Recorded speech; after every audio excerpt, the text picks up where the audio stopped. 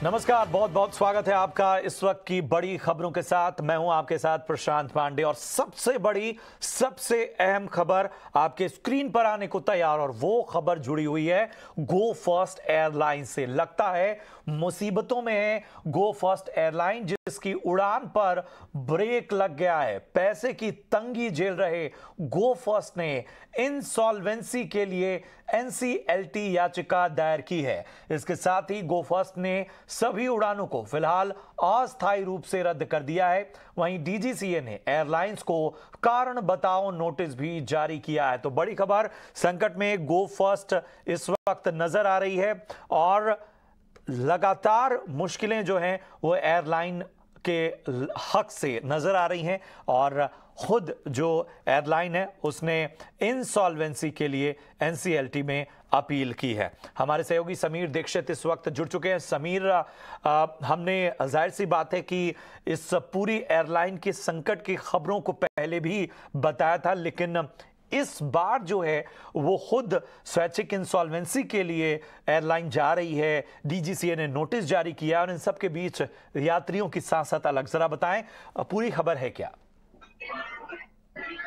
जी बिल्कुल, वाडिया ग्रुप की गो first airline जो लगातार वित्तीय संकट के दौर से गुजर रही थी, उसका एक तरीके से काला दिन है कि उसने ऐलान किया है कि 2 दिन के लिए वो अपने फ्लाइट को टेम्परेरी सस्पेंड करेगी, यानी कि उस पर रोक लगाएगी। 3 मई और 4 मई को गो फर्स्ट एयरलाइन फ्लाइट ऑपरेशंस नहीं करेगी।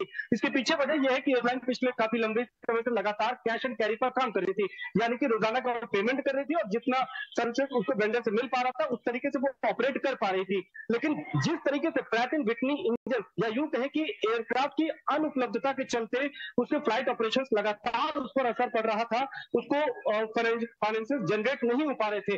और अब स्थिति ये आ गई है कि जबरदस्त फंड क्रंच के चलते जेट यहाँ पर गो फर्स्ट ने ऐलान किया है कि वो 2 दिन के लिए अपने फ्लाइट ऑपरेशंस नहीं करेगी, और इस बात की सूचना उसने एविएशन रेगुलेटर डीजीसीए को भी सौंप दी है। यहाँ पर डीजीसीए ने गो फर्स्ट को साफ तौर पे कहा है कि जो आपने अचानक से 2 दिन के लिए फ्लाइट ऑपरेशंस रोकी है, इसके लिए आपने यात्रियों के लिए, जिन्होंने इन 2 दिन की टिकट बुकिंग करी है, उसके लिए क्या वैकल्पिक व्यवस्था करी है, यानी कि अगर आप रिफंड कर रहे हैं या फिर आप उसके लिए कोई अन्य फ्लाइट का प्रबंध कर रहे हैं, तो पूरा डिटेल प्लान आपको सौंपना होगा। इसीलिए एविएशन मंत्रालय और साथ ही साथ एविएशन मंत्री ज्योतिरादित्य सिंधिया ने भी इस पूरे मामले का संज्ञान लेते हुए पूछा है कि आखिर यात्रियों को असुविधा न आए, इसके लिए गो फर्स्ट क्या कदम उठा रहा है, उसके बारे में पूरा ब्यौरा दे। एविएशन मंत्रालय ने अपना रुख स्पष्ट करते हुए कहा कि लगातार गो फर्स्ट की दिक्कतों का उसको जानकारी थी और वो सहयोग कर रहा था एयरलाइन को, ताकि वो संकट से उबर करके वापस अपने सुचारू रूप से फ्लाइट ऑपरेशन कर पाए। लेकिन जिस तरीके से प्रैट एंड विटनी के इंजन की अनुपलब्धता के चलते लगातार जो संकट है वो गहराता गया, और अंततः ये एक बुरा समय है जहां गो फर्स्ट को अब इंसॉल्वेंसी के लिए दिवालिया घोषित होने के लिए उसने एनसीएलटी का रुख किया है, एनसीएलटी का दरवाजा खटखटाया है। अब प्रक्रिया ये कहती है कि अगर एनसीएलटी इस पूरे केस को स्वीकार कर लेता है तो फिर एक यहाँ पर एक अपॉइंटमेंट होगा जो ये देखेगा कि आखिर क्यों, क्या फाइनेंसेस में क्या दिक्कत थी और उसको किस तरीके से दूर किया जा सकता है। जी बिल्कुल बिल्कुल, और ये एक बड़ी बात है कि इतने बड़े पैमाने पर फ्लाइट्स जो हैं वो ग्राउंडेड हो रही हैं। अपनी बुकिंग जो है आने वाले कुछ दिनों के लिए बंद कर दी है एयरलाइन ने। अब आगे की राह क्या है? इंसॉल्वेंसी की बात सामने आ रही है, जो कि आपने जानकारी दी, और इन सब के बीच डीजीसीए ने सो कॉज नोटिस भी जारी किया है। यात्री भी परेशान होंगे। क्या जिनकी पहले से बुकिंग है, क्या उनके बारे में किसी तरह की स्थिति साफ हो पाए? जी बिल्कुल, वाजिब सवाल है कि एक तरफ गो फर्स्ट की जो दिक्कतें हैं उससे आखिर यात्री जो है, जो परेशान हो रहे हैं, उनको किस तरीके की राहत मिल पाएगी। प्रैक्टिकली तो ये है कि उनको रिफंड मिलेगा या फिर उनके लिए कोई अल्टरनेट फ्लाइट में प्रबंध किया जाएगा, या फिर वो अगर अपनी फ्लाइट रीशेड्यूल करना चाहते हैं, ट्रैवलिंग डेट को रीशेड्यूल करना चाहते हैं, तो वो ऑप्शन भी दिया जाएगा। लेकिन ये सब कुछ आपको बताना पड़ेगा। अचानक से आपने फ्लाइट ऑपरेशंस बंद करने का फैसला लिया और यहाँ पर यात्री जो है, जो जिन्होंने इन 2 दिन के लिए टिकट बुकिंग करी है, और बता दूं कि सिर्फ ये 2 दिन नहीं, बल्कि जो असर है वो आपको आने वाले कई और दिनों तक दिखाई देगा। तो ये जो इम्पैक्ट आ रहा है पैसेंजर्स पर, इसके लिए डिटेल्ड प्लान डीजीसीए ने मांगा है, वो सौंपना पड़ेगा गो फर्स्ट को, और उससे स्थिति साफ हो पाएगी कि गो फर्स्ट अपनी तरफ से क्या कदम उठा रहा है। प्रैक्टिकली तो जो 3 विकल्प हो सकते हैं वो मैंने आपको बता दिए, लेकिन सब कुछ टिका इस बात पर है कि गो फर्स्ट क्या लिखित में बताता है कि वो क्या अपनी तरफ से कदम उठा रहा है। और ये मान के चलिए कि यहाँ पर गो फर्स्ट की जो मौजूदा स्थिति है, वो सभी यात्रियों की उस तरीके की डिमांड को पूरा कर पाए और सबके संतोषजनक उनके लिए व्यवस्था कर पाए, इसके आसार बहुत कम नजर आ रहे हैं। बिल्कुल, और ये वाकई एक बड़ा संकट है एयरलाइन इंडस्ट्री के पूरे सेंटिमेंट पर जो है वो इस तरह की बातें और इस तरह की खबरों का असर पड़ता है। बहुत बहुत शुक्रिया करेंगे समीर आपका इस अहम जानकारी का। तो गो फर्स्ट ने अगले 3 दिनों के लिए अपनी बुकिंग बंद कर दी है। स्वैच्छिक इंसॉल्वेंसी के लिए एनसीएलटी में गई है। डीजीसीए ने नोटिस जारी किया है, ये एक सो कॉज नोटिस है और इस कारण बताओ नोटिस में उनसे सवाल किया गया है कि फ्लाइट ऑपरेशंस के बारे में लास्ट मिनट में इस तरह की जो बात है वो क्यों सामने आई है। कहा यह जा रहा है कि फंड की भारी कमी के कारण इस तरह का निर्णय जो है एयरलाइन को लेना पड़ा है, लेकिन आने वाले वक्त में क्या स्थितियां बनती हैं वो देखना होगा। चलिए कुछ और अहम खबरों की ओर बढ़ते हैं और अगली खबर का रुख करते हैं। नतीजों के बाद सरकार पीएसयू जनरल इंश्योरेंस कंपनियों में 3000 करोड़ की पूंजी डाल सकती है। सूत्रों के मुताबिक पीएसयू जनरल इंश्योरेंस कंपनियों के मर्जर और प्राइवेटाइजेशन का प्लान टाल दिया गया है और कंपनियों में मुनाफे पर फोकस करने को कंपनियों को कहा गया है। खबर पर ज्यादा जानकारी दे रहे हैं अनुराग शाह। सरकार की पूरी तैयारी है 3000 करोड़ रुपए की पूंजी डालने की पीएसयू जनरल इंश्योरेंस कंपनियों के अंदर, और ये जो पूंजी है ये 3 इंश्योरेंस कंपनियों को मिलेगी, United India insurance, national insurance और ओरिएंटल इंश्योरेंस, क्योंकि इनका जो सॉल्वेंसी रेशियो है वो आईआरडीए का जो तय मानक है उससे काफ़ी कम है। 1.5 से काफ़ी कम के पैमाने पर इनका जो सॉल्वेंसी है और इन कंपनियों को पूंजी की काफ़ी ज़रूरत है। तो चौथी तिमाही के नतीजों के बाद इन कंपनियों के अंदर पूंजी डाली जाएगी। उनके परफॉर्मेंस के आधार पर कितना कैपिटल इन्फ्यूज़ करना है वो तय किया जाएगा, लेकिन सभी मिलाकर करीब 3000 करोड़ की पूंजी डाली जाएगी। इसके अलावा ही जो बजट के अंदर एक ऐलान किया गया था एक पीएसयू जनरल इंश्योरेंस कंपनी को प्राइवेटाइज करने का, तो उसे भी अब सरकार आगे नहीं करने जा रही है, क्योंकि अब जो कंपनियों को कहा गया है प्रॉफिटेबल ग्रोथ पर फोकस करने का, और इसको लेकर कई सारे कदम भी उठाए गए हैं। ऑर्गेनाइजेशनल रिस्ट्रक्चरिंग की गई है, जहां पर पहले जो 4 टायर स्ट्रक्चर होता था इंश्योरेंस कंपनियों का उसे बदल के अब 3 टायर कर दिया गया है। डिजिटाइजेशन पे ज़्यादा फोकस किया गया है, कॉस्ट रेशनलाइजेशन किया गया है, लागत को कम करने की कोशिश की गई है, और जो परफॉर्मेंस बेस्ड इंसेंटिव को लागू किया गया है पीएसयू जनरल इंश्योरेंस कंपनियों के अंदर। तो काफ़ी बड़ा डेवलपमेंट है, जहां पर अब एक जो पीएसयू कंपनी का प्राइवेटाइजेशन होना था वो नहीं होगा। इसके अलावा मर्जर की भी जो चर्चाएं थी उस पर भी अब विराम लग गया है। किसी भी कंपनी का मर्जर नहीं होने वाला है, 4 कंपनियां हैं जो बनी रहेगी। बढ़ते आगे। सरकारी बैंकों के डूबे हुए लोन की रिकवरी के लिए वित्त मंत्रालय ने सख्त रुख अपनाया है। मंत्रालय ने आज इस मुद्दे पर समीक्षा बैठक की। ज्यादा जानकारी दे रहे हैं हमारे सहयोगी सुमित चतुर्वेदी। भारतीय वित्त मंत्रालय इस रवैये को लेकर सख्त है कि बैंक अपना रिटर्न ऑफ जो लोन है वो पैसा बकाया क्यों नहीं ले रहे। इस मामले में बैठक हुई और उसमें कहा गया कि बैंकों को जाकर ये लोन का पैसा जो राइट ऑफ कर दिया गया है, हटा दिया गया है बुक से, उसे वापस लिया जाए। लोन अमाउंट की अगर राशि पर नजर डालें तो 7 लाख करोड़ पिछले 5 साल में लिया गया है। रिकवरी सिर्फ 1 लाख करोड़ की हुई है। 6 लाख करोड़ अभी भी बकाया है। इसलिए वित्त मंत्रालय चाहता है कि बैंक्स अपने पैसे को वापस लें। इससे फायदा ये होगा कि एक तरफ आर्थिक व्यवस्था सुधारने में मदद मिलेगी और दूसरी तरफ ये हेल्प मिलेगी कि बैलेंस शीट बैंकों की सुधर जाएगी। तो 2 तरीके से ये पूरा सुधार होगा और इसलिए ये कहा गया है कि ये सब किया जाए। रेशो जो है रिकवरी की अभी 15% है, सरकार चाहती है वो 40% हो जाए। दूसरी बात, 2 लाख करोड़ सरकार चाहती है इस साल में ही लिया जाए बैंकों द्वारा जो राइट ऑफ लोन है उनसे। इस सबको मिला के ये बैठक हुई और इसमें यही जोर दिया गया है कि जो राइट ऑफ लोन्स है वो इतनी जल्दी क्यों भुलाए जा रहे हैं और बैंकों को चाहिए कि राइट ऑफ लोन्स पे सख्ती बरती जाए और उन्हें जल्द से जल्द वापस लिया जाए। इसके लिए चाहे सुप्रीम कोर्ट, हाई कोर्ट, किसी और कोर्ट भी जाना पड़े और जो कोर्ट केसेस वहां पेंडिंग है उन्हें भी निकालना पड़े। चले बढ़ते हैं आगे। सरकार गैस मार्केटिंग और पाइपलाइन इंफ्रा में बड़े रिफॉर्म की तैयारी में है। सूत्रों के मुताबिक पीएनजीआरबी को पाइपलाइन इंफ्रा का रेगुलेटर बनाया जाएगा और इस खबर पर ज्यादा जानकारी दे रहे हैं प्रकाश प्रियदर्शी। सूत्रों के हवाले से हमें जानकारी मिल रही है कि सरकार गैस मार्केटिंग सिस्टम में बड़े रिफॉर्म करने जा रही है। साथ ही साथ जो पाइपलाइन इंफ्रास्ट्रक्चर है उसमें भी बड़े बदलाव किए जाएंगे और इससे संबंधित जो तैयारियां हैं वो शुरू कर दी गई है।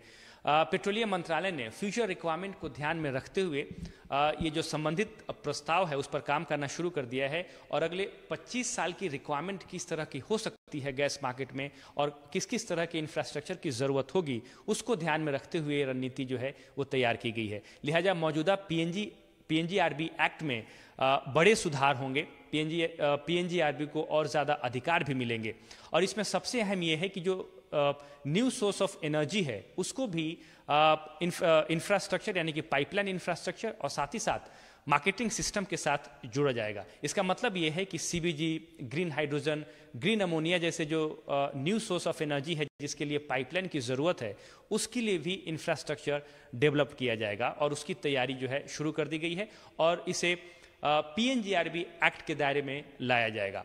जहां तक टीएसओ का सवाल है जो कि ट्रांसपोर्ट सिस्टम ऑपरेटर है उसको भी पीएनजीआरबी एक्ट के दायरे में लाने की तैयारी की जा रही है। इसका मतलब यह है कि टीएसओ जिसका गठन इसलिए किया जा रहा है कि देश भर में जितने भी नेचुरल गैस पाइपलाइन के कॉमन करियर हैं उसको टीएसओ मैनेज करेगा, लेकिन टीएसओ को भी पीएनजीआरबी एक्ट के दायरे में लाने के पीछे का मकसद ये है कि इसका रेगुलेशन सही से हो, इसको ऑपरेट सही से किया जाए और जो इंडस्ट्री है उसको लेवल प्लेइंग फील्ड मिल सके। लिहाजा ये तैयारी की जा रही है कि टीएसओ भी जो है वो पीएनजीआरबी एक्ट के दायरे में आएगा।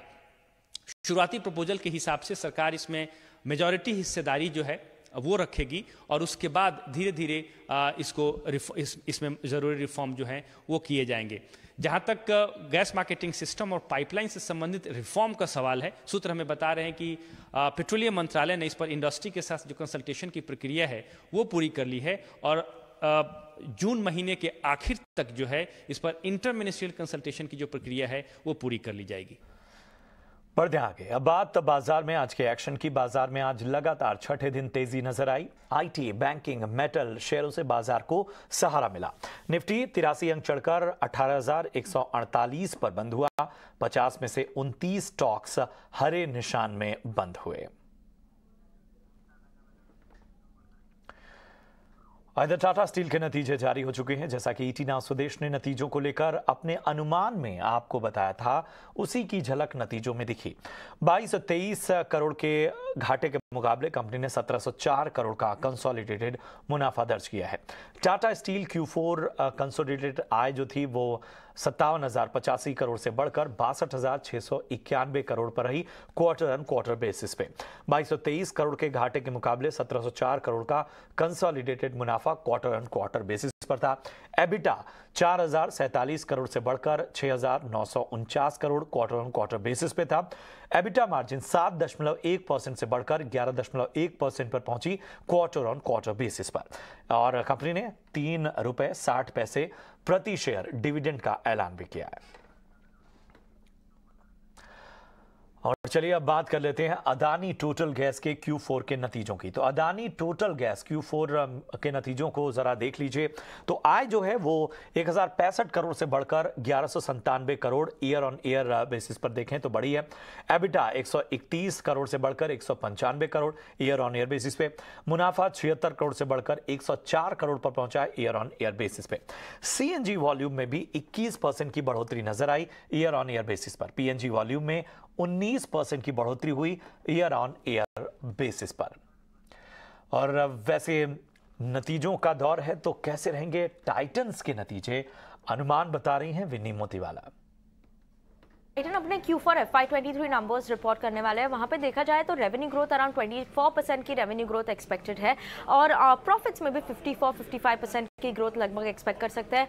वाइल ऑपरेटिंग परफॉर्मेंस है वहां पे भी एक्सपेंशन एक्सपेक्टेड है मार्जिन्स में, तो अराउंड 100 बेसिस पॉइंट से ज़्यादा की EBITDA margin expansion growth expected है। नाउ रेवेन्यू ग्रोथ को क्या सपोर्ट कर रहा है ओवरऑल, तो हायर कॉन्ट्रीब्यूशन वॉचेस, वेरेबल और इमर्जिंग बिजनेस से अभी आ रहा है। वहाँ पे काफ़ी अच्छी ग्रोथ देखी हुई है और Q4 अपडेट में ये भी कंपनी ने हाईलाइट किया था कि उन्होंने स्ट्रॉन्ग ग्रोथ देखी थी वॉचेस सेगमेंट में, जो वहाँ पे 41% ग्रोथ है ईयर ऑन ईयर बेसिस पे और ओवरऑल आईवेयर बिजनेस में भी 22% की ग्रोथ है।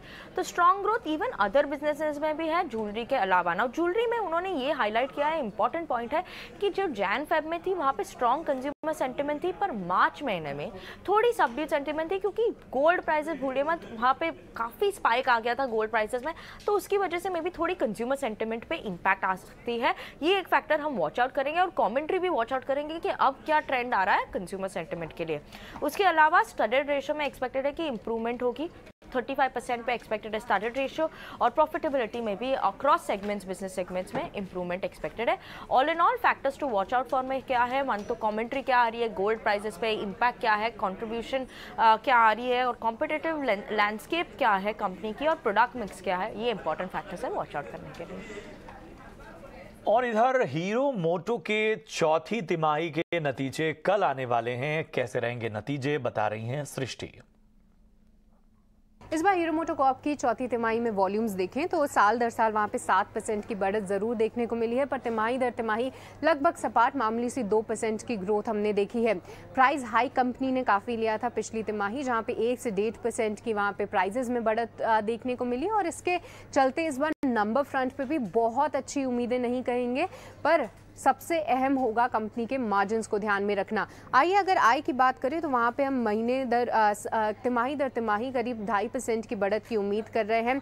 8,240 करोड़ के आसपास ये आंकड़ा आना चाहिए। वहीं EBITDA में 9.5% की ग्रोथ की हम उम्मीद कर रहे हैं। 1,000 करोड़ से ऊपर ये आंकड़ा आते हुए दिख सकता है, पर मार्जिन्स पे खास तौर से ध्यान रखा जाएगा, क्योंकि पिछली तिमाही जहाँ पे 11.5% कंपनी के मार्जिन्स रहे थे, इस बार 12.2% मार्जिन्स आने की उम्मीद है, और अगर 12% के ऊपर जाते हैं तो Q3 ऑफ FY22 के बाद हम ये आंकड़ा देखेंगे। और आखिरी में प्रॉफिट में हमें उम्मीद है कि 7.5% की तिमाही दर तिमाही जंप होगा, 762 करोड़ ये आंकड़ा आना चाहिए। बट इसके अलावा ये नंबर्स के अलावा मैनेजमेंट की कमेंट्री, कई सारी चीज़ों पे देखना काफ़ी इंपॉर्टेंट है। EV सेल्स को लेकर क्या आउटलुक बन रहा है, साथ ही उनका जो हाल ही में कंपनी ने VRS अनाउंस किया था वो उनके एम्प्लॉय कॉस्ट पे कैसे रिफ्लेक्ट कर रहा है, और साथ ही 125cc सेगमेंट में कैसे वो कंपटीशन को टैकल करने का प्लान कर रहे हैं। ये सारी चीज़ों पे मैनेजमेंट की कमेंट्री पे हमारा खास फोकस रहेगा। चले बढ़ते हैं आगे, और खबर अब महाराष्ट्र की सियासत में आए बड़े भूचाल की। जैसा कि सुप्रिया सुले ने कुछ दिन पहले इशारा किया था कि राजनीति में 2 बड़े विस्फोट होंगे, आज वो धमाका शरद पवार के इस्तीफे की शक्ल में सामने आया। शरद पवार ने एनसीपी पार्टी का अध्यक्ष पद छोड़ दिया। उन्होंने अपनी आत्मकथा के विमोचन के मौके पर यह ऐलान किया। पवार के इस्तीफे की घोषणा के बाद राज्य की पॉलिटिक्स का पारा चढ़ गया है। एनसीपी कार्यकर्ता पवार से फैसले पर पुनर्विचार की अपील कर रहे हैं। हालांकि अजीत पवार ने कार्यकर्ताओं से कहा कि वो भावुक न हो, शरद पवार फैसला वापस नहीं लेने वाले। साथ ही उन्होंने कहा कि अब नई पीढ़ी आगे का नेतृत्व करे। शरद पवार के पद छोड़ने के बाद अध्यक्ष चुनने के लिए कमेटी बनाई गई है, और इस कमेटी में प्रफुल्ल पटेल, सुनील तटकरे, के शर्मा, अजीत पवार सहित पार्टी के कई बड़े नेता शामिल हैं। सगळ्यांच्या भावना साहेबांनी ऐकलेल्या आहेत, पाहिलेल्या आहेत, आताही पाहतात। सगळ्या वडीलधाऱ्यांनी पण साहेबांच्या बरोबर जेवाभावाची साथ देणाऱ्यांचं सगळ्यांचं ऐकलं। तुम्ही एक गैरसमज करून घेताय की पवार साहेब अध्यक्ष नाही म्हणजे पक्षामध्ये नाही अशातला भागच येत नाही। आज काँग्रेसमध्ये अध्यक्ष खरगे, पण काँग्रेस चालली सोनियाजींच्याकडे बघून। त्याच्यामुळं पवार साहेबांच्या आत्ताचा वयाचा विचार करता साहेबांशी आणि सगळ्यांशी चर्चा करून एका नवीन नेतृत्वाकडे आपण ही जबाबदारी देऊ पाहतोय। ते नेतृत्व साहेबांच्या मार्गदर्शनाखाली पार्टीचं काम करेल। और कर्नाटक विधानसभा चुनाव जैसे जैसे करीब आता जा रहा है, पार्टी और नेताओं की जुबानी जंग तेज हो रही है। आज कर्नाटक में पीएम मोदी ने रैली भी की और एक रोड शो किया। अपनी रैली में पीएम मोदी ने कांग्रेस पर जोरदार हमला बोला। कांग्रेस के घोषणा पत्र का जिक्र करते हुए कहा कि पहले राम से तकलीफ थी और अब कांग्रेस को जय बजरंग बली बोलने वालों से नफरत है।